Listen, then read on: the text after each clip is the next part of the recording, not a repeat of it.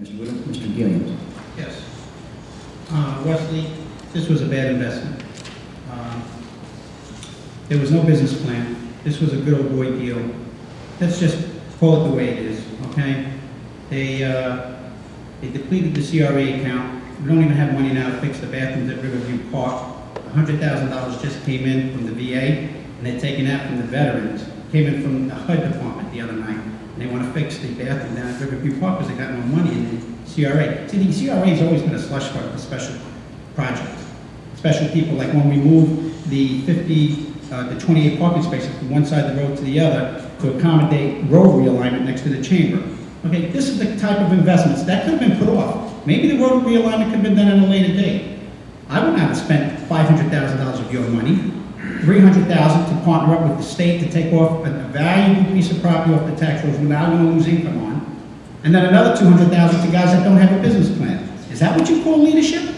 Mr. Wolf was very clear. He was very right when he discussed that, and that was on the agenda. We're making a big mistake, and I have to give him credit. That's why it's important that you need another Mr. Wolf up here, Damien Gilliams, who's going to look at everything thoroughly, and it's going to make sense, and you're going to get a return on your investment. I would have taken the money and purchased the marina that they spent $20,000 on appraisals and never made a reasonable offer. Now, I'm not going to tell you what marina, but I'll tell you one thing. 50 slips could have helped the boaters in this town. We could have got cash flow immediately. $8 a foot, average boat, 30 foot. Do the math in your head. Then you had you're looking for a community center. Bingo. You could have had your community center, an existing building right there next to your Riverview Park. And the consultants told you to buy it. But yet this leadership here decided to put their head in the sand and go with the good old boys.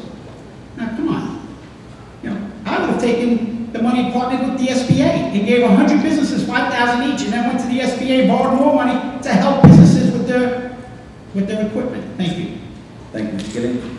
Mr. Scozzari. Yes, absolutely. Your microphone is not on, by the way. Okay. Now that the city has committed to purchasing the property for the working waterfront, how do you think they will be able to recoup their investment? They'll never be able to recoup their investment. It's a nonprofit that's taking the water. The nonprofit may yield a nice paycheck out of it, but the city will never yield a dime out of it because they've given it to a nonprofit. Nonprofits, they don't give jobs to people in the neighborhood. They give volunteers. So there's no paycheck that's going to come out of it. And if it is, it's going to be minute. The only one that'll be making a paycheck will be the administrator of the nonprofit. The name Sandler does. It's a strong name, and in fact, the Sandlers actually helped to incorporate this city. I think it was in 1924. Their name is on the deed to turning this little town into a city and incorporating it. And it is a good old boy deal, and it's horrible. The taxpayers are going to be burdened with this for a long, long time, and it shouldn't be. I almost find it criminal. The unfortunate part is, for some reason, they get away with it. It's equivalent to, anyway, no, the working waterfront, it should be not on the taxpayers' back. It should have been left on the tax rolls. If it were really as valuable and as good as everybody says it's going to be, private industry would have come in and had it. In fact, private industry did have Hurricane Harbor when I first moved here. It was great. Hurricane Harbor was awesome. You couldn't get a better place. And then Captain and the Cowboy took it over. And the city chased them out in order to succeed with their plans to give it to a good old boy. So we had two viable businesses on the river when I came here, but those two businesses disappeared, along with others on the riverfront. So in closing, it shouldn't be up to the taxpayers it shouldn't be their burden. It should be, without a doubt, private industry that takes that riverfront and turns it into the gem that it could be. Mr. Hill. Well, let me start by saying I think that, and I'm extremely excited about the working waterfront, and I look forward to the future that that's going to bring to our riverfront. The economic engine and the amount of money that the state decided to pour into the city of Sebastian is very exciting. If nothing else, the citizens of the city of Sebastian own $3 million worth of property on that riverfront. That's theirs forever. And it didn't cost the citizens of Sebastian anything. It didn't come out of the ad valorem taxes. This expense was about $500,000 for the CRA fund.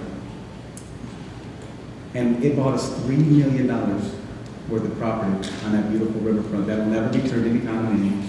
That'll always be ours.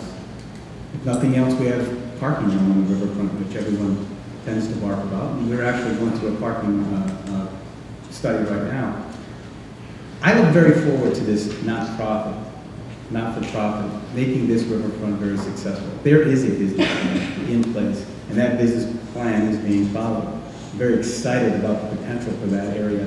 And I have a vision, and I believe that we need leaders up here who share that vision and who are willing to work hard to go forward and make that a successful working waterfront. And let us be clear, when we started this process, that working waterfront project won a 5-0 vote on this city council. 5 of us agreed that that's something that's exciting for the citizens in the future of Sebastian. So I'm very, very proud of that. Now, when we got into some of the inner workings, you know, there was some discussion on that, which is very exciting.